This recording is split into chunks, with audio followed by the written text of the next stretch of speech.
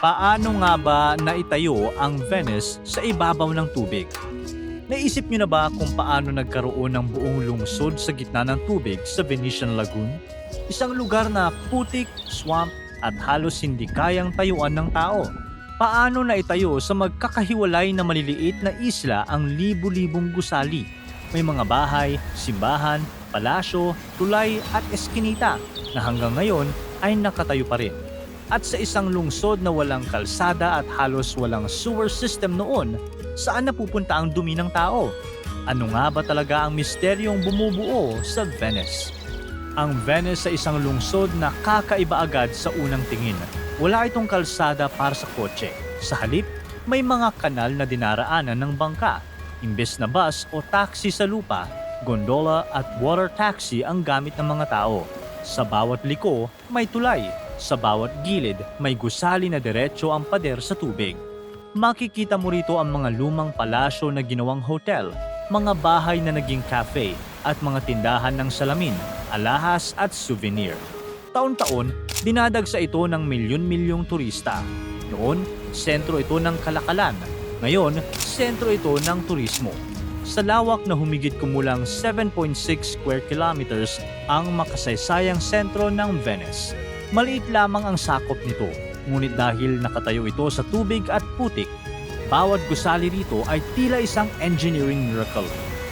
Hindi talaga plinano ang Venice. Nabuo ito dahil sa takot at sa simpleng tanong ng mga tao noon, saan kami ligtas? Noong ika-5 at ika-6 na siglo AD, sunod-sunod ang pananakop sa Northern Italy. Mga pamilya, monghe at mangingisda ang napilitang tumakas mula sa mga lungsod sa lupa habang sumusugod ang mga barbarian invader. Iniwan nila ang mga bahay, bukid at simbahan. Dala lang ang mga kaya nilang buhatin. Sa panahong iyon, iisa na lang ang lugar na hindi madaling maabot ng mga kalaban. Ito ang Venetian Lagoon. Pero may problema. Dahil nga isa itong lagoon, hindi ito ideal na tirahan. Ang lagoon ay binubuo ng mabababang isla, putik at wet soil. Palaging binabaha, maalat ang tubig at puno ng lamok. Mabaho at sobrang delikado. Hindi man sa mga mananakop, kundi sa mismong kalikasan. Kahit subukan mo, kapag tumapak ka sa lupa, lulubog ka hanggang bewang. Walang matibay na pundasyon at halos walang punong tumutubo. Walang kahit anong palatandaan na pwedeng magtayo ng lungsod dito. Pero para sa mga tumatakas, hindi mahalaga kung pangit o delikado ang lugar. Ang mahalaga lang noon, hindi ka maaabot ng kaaway. At doon, sa gitna ng tubig at putik, nagsimula ang Venice. Sa umpisa, parang mga nomads sa tubig ang mga unang tumira sa Venice. May mga raft, may mga bahay na nakatukod sa poste at palipat-lipat sila sa maliliit na isla. Wala silang mga arkitekto at engineer. Ang meron lang sila ay karanasan sa pangingisda, simpleng kasangkapan, kahoy, lubid, at syempre lakas ng loob na manirahan sa ibabaw ng tubig. Pero doon nila naisip ang solusyon. Kung walang matibay na lupa sa ibabaw, gagamitin nila ang ilalim ng lagoon. Sa ilalim ng putik ng Venetian Lagoon kasi, may mas siksik at mas matibay na layer ng clay. Doon nila ipinukpok ang libu-libong kahoy na poste, paulit-ulit hanggang sa maabot ang mas matigas na bahagi sa ilalim. Hindi ito basta inilatag. Ipinapako ang mga poste ng dikit-dikit para magsilbing pundasyon ng mga bahay at gusali. Karaniwang ginamit ang oak at alder, mga kahoy na kayang tumagal sa ganitong kondisyon. Pero ito ang nakakagulat. Hindi nabulok ang mga kahoy na ito. Dahil palaging lubog sa tubig at halos walang oxygen, hindi ito kinain ng bakterya. Sa halip, sa paglipas ng daan-daang taon, unti-unti itong nag-mineralize at tumigas na parang nagmistulang mga bato ang mga kahoy at mas lalo pa itong tumitibay habang tumatagal. Ayon sa mga historian, tinatayang mahigit 10 milyong kahoy na poste ang ginamit sa buong Venice.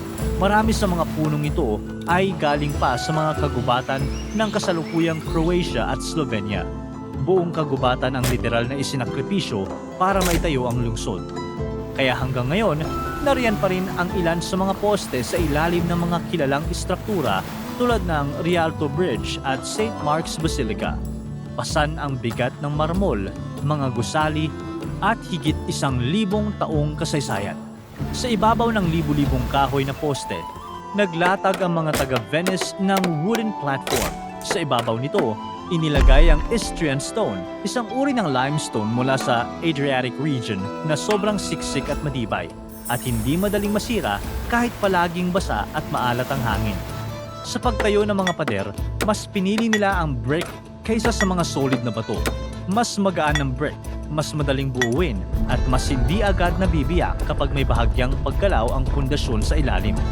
Mapapansin mo rin na halos walang basement ang mga bahay sa Venice, walang malalim na cellar. Alam ng mga tao noon na ang unang aabutin ng tubig ay ang pinakaibaba ng gusali, kaya sinadya nilang gawing sacrificial ang ground floor. Kapag may baha, ito ang unang mapupuno ng tubig. Dahil dito, karaniwang nasa ikalawa o ikatlong palapag nakatira ang mga Venetian. Kapag siguradong matibay na ang pundasyon at kayang saluhin ng gusali ang bigat nito, saka pa lang nila dinagdagan ng dekorasyon ang itaas na parte. Dito lumabas ang pagiging creative ng mga Venetian. Ang ibabang bahagi ng mga gusali ay simple. Wala lang, pero ang itaas, puno ng marble, mosaics, fresco at stucco. Karaniwan, kapag dumarami ang tao sa isang lungsod, lumalawak pa ito. Pero hindi ganito ang nangyari sa Venice. Tubig ang nasa paligid ng kada isla, kaya wala silang lupang pwedeng tambakan o palawakin noon. Dahil hindi sila makalapad, pataas ang naging direksyon ng paglaki ng mga bahay. Kaya para sa panahon ng medieval, matataas ang mga gusali sa Venice, naging siksika ng mga eskinita at makitid ang mga daan. Tulay rin ang nagsilbing daanan ng mga tao sa pagitan ng mga isla, at dahil ang lungsod ay nakatayo sa tubig, bangka ang naging pangunahing sasakyan, habang ang mga kanal ang nagsilbing kalsada. Hindi isang lupa ang Venice. Binubuo ito ng 180 na magkakahiwalay na isla na pinagdurugtong ng mga kanal at tulay. Bawat isla ay nakapatong sa sarili nitong pundasyon, ang mga kahoy na nagmistulan ng mga kagubatan. Dito, ang tubig inumin ay pinag-isipan nilang maigi. Dahil walang ilog na pwedeng inumin sa lagoon, gumawa sila ng mga balon na sumasalo ng tubig ulan para magkaroon ng malinis na inumin. Dumadaan ang tubig sa buhangin at clay para masala ang dumi at alat bago maipon at mainom. Pero sa lungsod na ito, hindi mo basta masasabi na nakita mo na ang lahat dahil sa bawat sulok may nakatagong misteryo. Sa ilalim ng lungsod, maraming hindi nakikita ng turista. May mga lumang balon, lumubog na kwarto at mga sinaunang tubo at drainage na naiuugnay pa sa mas naunang Roman civilization. Kapag may inaayos na gusali o kanal, may mga nadidiskubreng labi ng lumang istruktura at paminsan-minsan ay mga libingan pa. Mga bakas ng buhay na tahimik lang nananatili sa ilalim ng tubig sa loob ng daan-daang taon. Lumakas ang Venice hindi lang dahil sa galing ng pagkakatayo nito, kundi dahil sa dagat. Bakit? Asin ang una nilang naging malaking yaman. Noong panahong iyon, napakahalaga ng asin. Halos kasing halaga na nga ng ginto. Ginagamit kasi ito noon sa pag-preserve ng mga pagkain. Pagkatapos, lumawak ang kalakalan ng Venice sa spices, seda, salamin at mahalagang bato. Sa rurok ng kapangyarihan nito, libu-libong barko ang naglalayag sa ilalim ng bandila ng Venice at konektado ito sa dose-dosenang daungan sa buong Mediterranean. Hindi na lang ito isang lungsod, kundi isa ng maritime empire. Pero nagtataka ka ba kung saan napupunta ang dumi ng tao sa Venice? Kung may Poso Negro ba sila? Noong unang panahon, wala talagang modernong sewer system ang Venice. Wala ring underground sewage network tulad ng sa mga modern city. Sa halip, karamihan sa mga bahay ay may latrine o palikuran na diretso ang labasan sa mga kanal. Oo, alam ko ang iniisip mo. Ang dumi ay hinahalo ng tubig at natural na tinatangay ng galaw ng tide sa lagoon. Hindi man ideal, pero iyon ang praktikal na solusyon noon sa isang lungsod na nakatayo sa tubig. Mayroon ding mga cesspit. Nasa Italy ay tinatawag na pozzineri, mga hukay na pansamantalang imbakan ng dumi. Kapag napuno ang mga ito, nililinis ng mga sanitation workers ang laman at dinadala palabas ng lungsod. Hindi lahat ng bahay ay may ganito, pero ginagamit ito lalo na ng mga mayayaman. Sa paglipas ng panahon, unti-unting na-upgrade ang sistema. Ngayon, may mga modern sewage system na ang Venice, kung saan ang dumi ay dinadala sa treatment facilities bago ilabas ang tubig pabalik sa lagoon. Hindi pa rin ito katulad ng sewer system ng ibang lungsod sa lupa, pero mas malinis at mas kontrolado na kaysa noon. Pero kahit gaano katibay ang isang lungsod, may darating talagang sandaling hindi na ito kayang ipagtanggol, kahit pa napapaligiran ng tubig ng lagoon. Noong 1797, papalapit na ang hukbo ni Napoleon Bonaparte, ang pinakamakapangyarihang general ng France noong panahong iyon, mula sa mainland ng Northern Italy. Noong una, naging ligtas ang Venice dahil mahirap itong lapitan. Tubig ang humaharang sa mga kalaban. Ngunit sa panahon ni Napoleon, nagbago na ang paraan ng digmaan. Sa tulong ng modernong hukbo at kanyon, kaya nang lusubin ang lungsod mula sa mainland, kahit napapaligiran pa ito ng tubig.